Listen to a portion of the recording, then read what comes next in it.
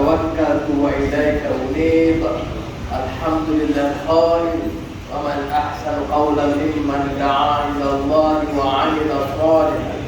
وعمل صالحا وقال إنني من المسلمين وصلى الله على سيدنا محمد وعلى آله وصحبه أجمعين. Masjid Karya dan imam dan kuasa masjid Amarakan Sunelo yang saya muliakan Syekh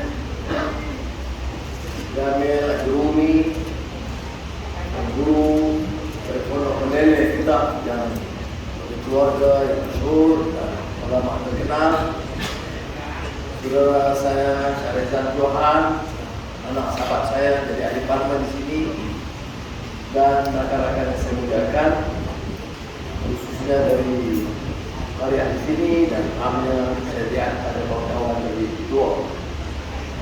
Saya baru masuk office file belum buka dan ada rumah.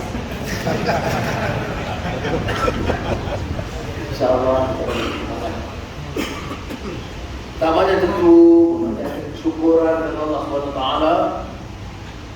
yang kita dapat kesempatan bersama berjemaah dan menajat kepada Allah SWT karena ikhtiar apapun yang kita lakukan dalam jalur apapun, siasat, ekonomi, kemasyarakatan, dia tidak boleh lari daripada asas perbuatan akidah dan tawakkal 'ala Allah, innallaha yuhibbul mutawakkilin. Sebab itu saya mula baca tadi ayat Al-Quran tentang keyakinan kita bahawa dalam apa juga usaha yang kita laksanakan, dia tidak boleh terlepas kepada niat bahawa kerja yang terbaik adalah kerja yang mendapat restu dan menuju ke dalam Allah SWT.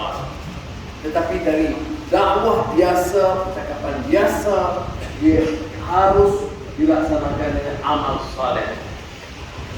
Jadi inilah yang kita harap dalam apa jalur juga. Dalam niatnya itu amal ikhlas lillah ta'ala dan usaha kita itu konsisten, istiqamah dengan amalan itu. Mudah-mudahan apa yang didoakan terutama oleh Guru Syekh Jamil Ajrumi tadi itu dapat diberkati Allah SWT. Saudara yang dimuliakan, tentulah saya di mana saja berkesempatan mengucapkan jazakumullah khairan katsiran. Terima kasih banyak di atas kepercayaan daripada Tuan Agung, Raja Melayu dan juga kepada rakyat. Tujuannya itu bukan untuk meneruskan persaingan adu domba percaturan. Tujuannya itu adalah berlomba fastabiqul khairat untuk kebaikan. Negara kita pernah mencatat suatu prestasi ekonomi yang lebih membanggakan. Tidak baldatun thayyibatun wa rabbun ghafur, belum sampai tahap itu, tetapi lebih membanggakan. Tetapi selalu yang disebut orang Jawa kegalauan berlaku, kekacauan pemikiran, tindakan yang melanggar tata susila, bertentangan dengan prinsip tata kelola yang baik, good governance, yang menyebabkan negara sehebat manapun tidak boleh menampung kegelojohan, haluan, keangkuhan dan kezaliman. Sebab itulah kita berusaha insya-Allah bersama-sama sampai berdoakan kepada Allah Taala supaya bagilah gambaran dan cahaya yang lebih meyakinkan kepada kita semua. Dan kerana saya yakin dia melalui pencerahan Islam ini tegak kerana keyakinan yang pertama, keduanya pencerahan kefahaman, dan ketiganya dengan amal yang telah berkebersihan. Ini di antara ayat surah-surah awal. Mudaththir qum fa'anzir wa rabbaka fakabbir wa thiyabaka fatahhir. Bangun daripada kelalaian kita, kecoyan kita, orang peranda kita, kejahilan kita. Kita telah lama kadang-kadang cuai. saya akan mengizinkan. Bukan sekadar mengizinkan, terus mendukung kepalsuan, terus mendukung rasuah dan penyelidikan. Sebab itu ayat ini menyeru kita supaya bangun daripada kelalaian, kealpaan, daripada selimut, dari kegelapan. Bangun dari tidur kamu. Kum fa'andik, untuk apa? Wa rabbaka fakabbir.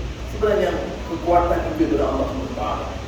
Bukan kerana projek, bukan kerana wang ringgit, bukan kerana fitnah, bukan kerana ugutan, tetapi kerana keyakinan kita. Wa rabbaka fakabbir. Dan untuk itu Allah meneruskan dalam Al-Quran, wa thiyabaka fatahhir, bersihkan diri dari sudut kerohannya dan bersih, seperti ini bersih. Kerana kalau tanpa itu tidak ada tindakan.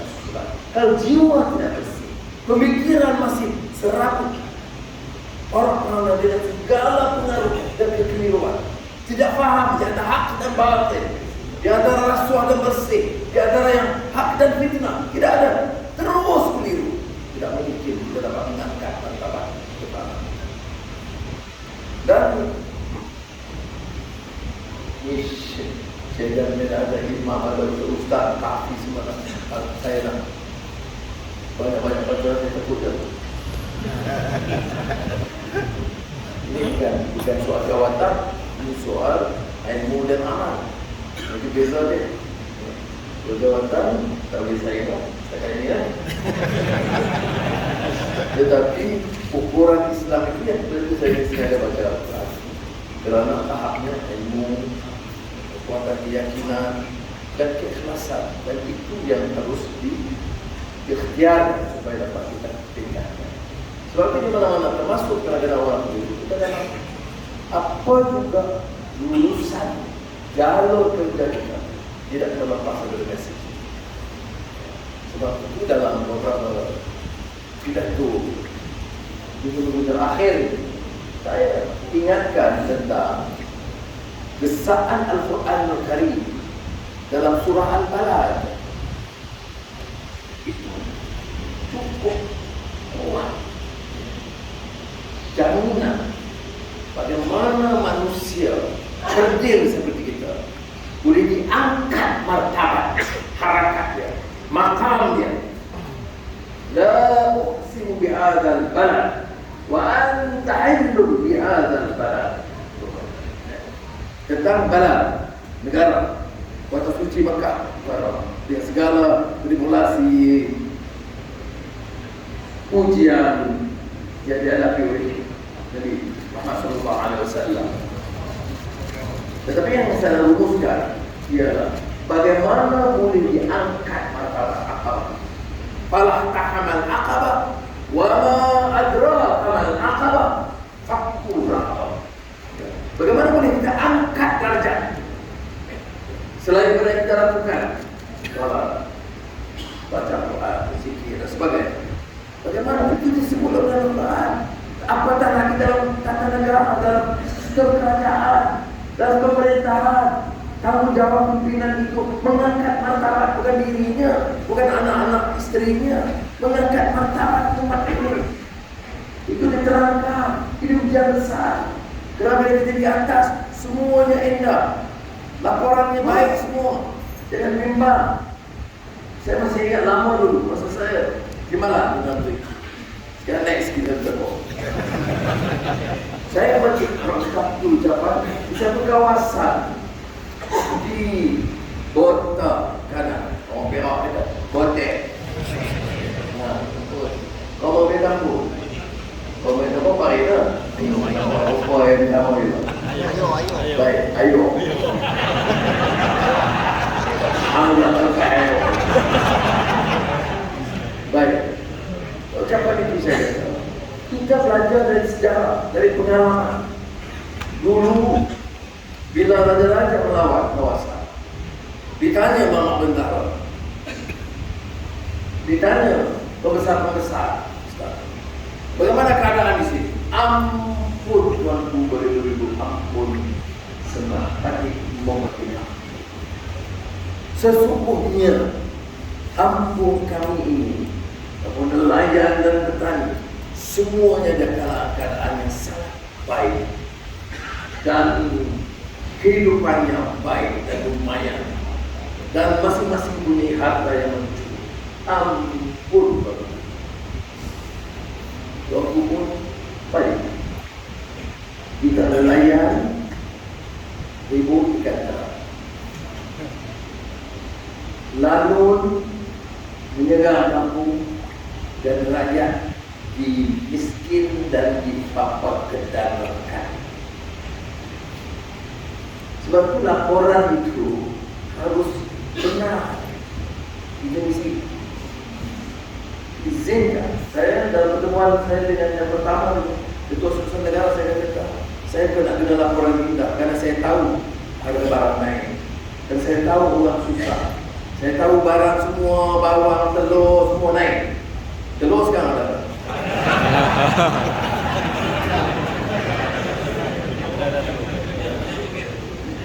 Minyak paket pada sampai. Bayangkan, belum lagi esok hari itu tapi saya akan mesyuarat jam 11 kos harga hidup. Baru tetapkan mesyuarat, telur dah sampai di. Karena saya nak beritahu, saya tidak mau langsung. Kalau tak ada, buat cara tak ada. Kita beritahu rakyat, minta ampun dan maaf, tidak ada. Tetapi kalau kita umpamanya bersekongkol dengan kepentingan itulah dia. Baik. Suruh suara sebelah. Ini nak suruh jadi beri nak tidak kita boleh. Baik. Kita runtuk di ayat ini. Jemaah kita.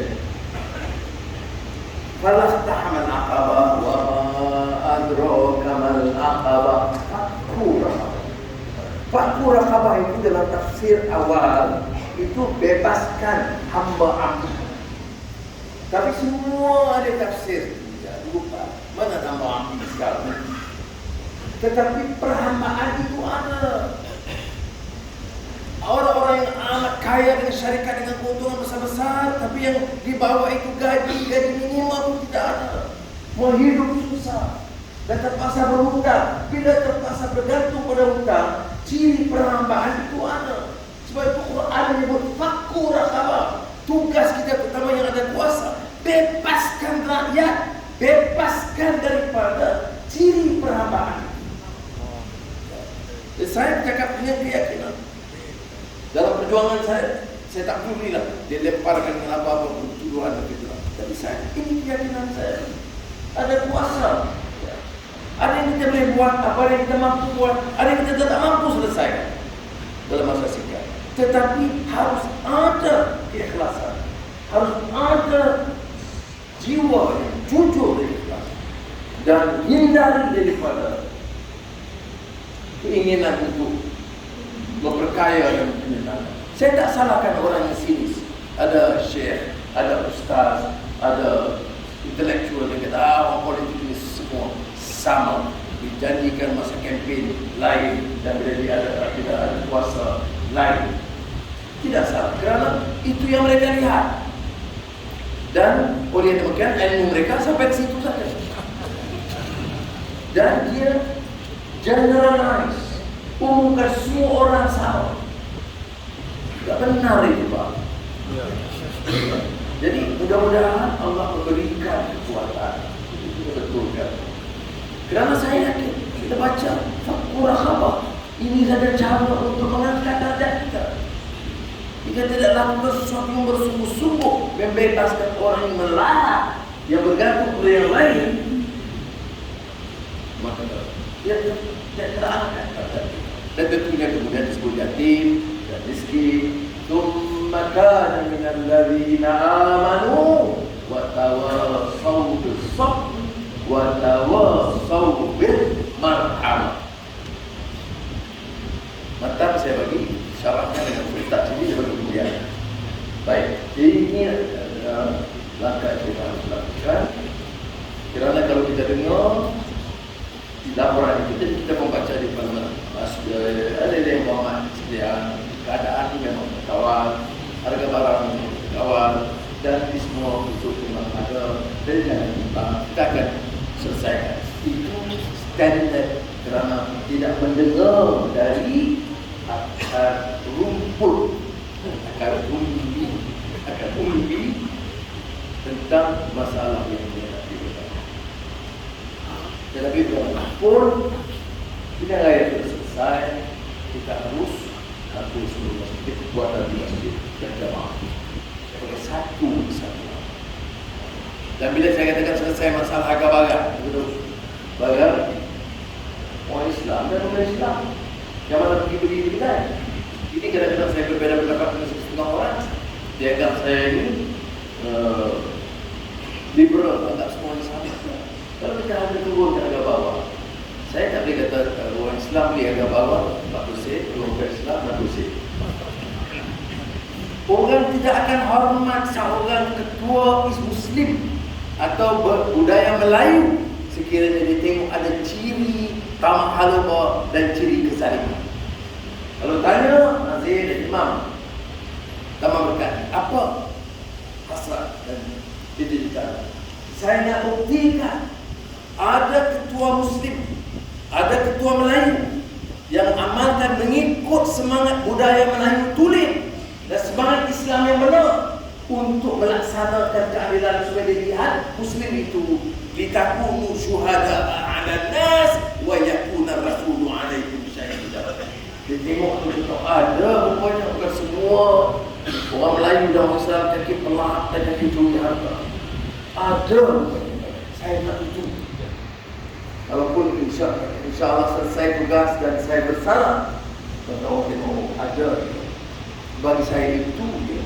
Wa man ahsanu qawlan mimman da'a ila Allah wa 'amila shalihan. Itu dia.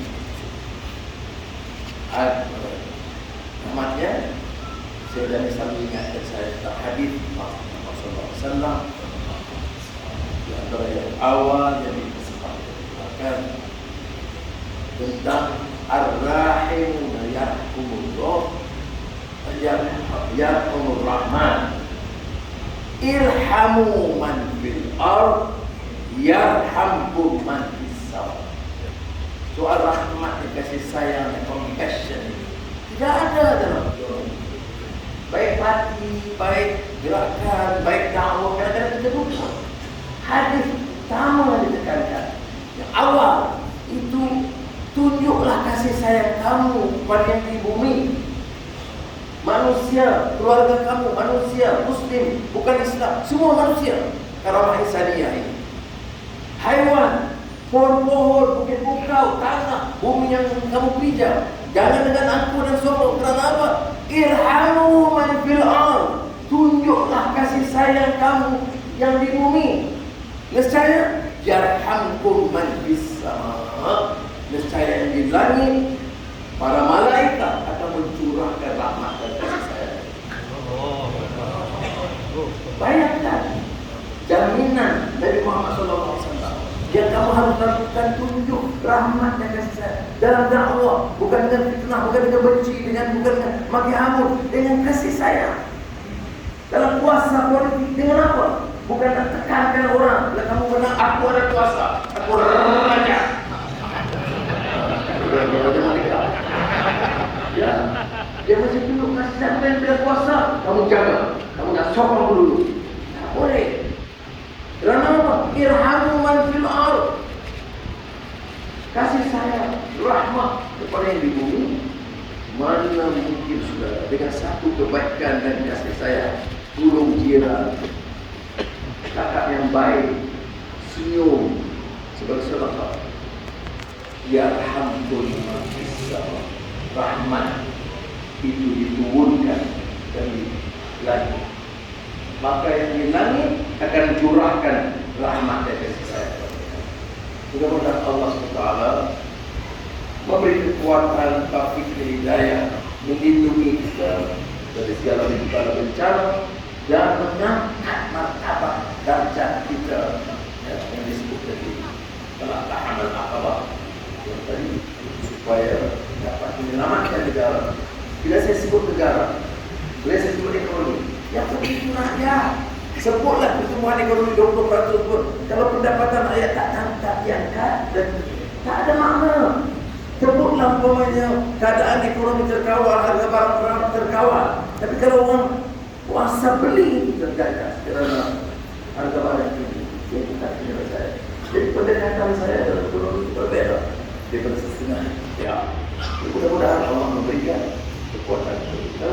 Terima kasih sekali dari Imam Kuasa khususan Syekh Ustaz Guru kita Syekh Guru yang datang dari Pondok Lele. Tidak sini untuk mendoakan, beri semangat kerja, semangat damai ada, semangat suara ada, semangat reformasi ada, semangat takbir ada, tapi semangat Tuhannya betul-betul kita itu memang suka. Assalamualaikum warahmatullahi wabarakatuh.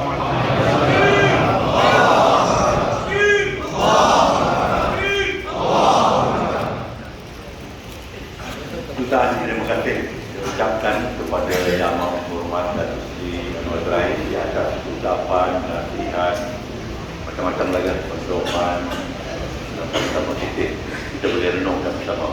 Jadi sekali lagi saya mengucapkan terima kasih di atas kehadiran Yang Hormat seluruhnya Datuk Kasih Tuan dan Puan.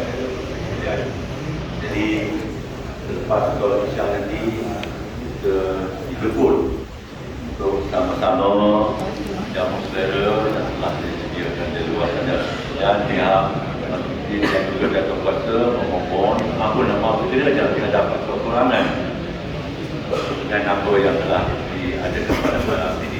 Sekian wabillahi taufiq hidayah. Assalamualaikum warahmatullahi wabarakatuh.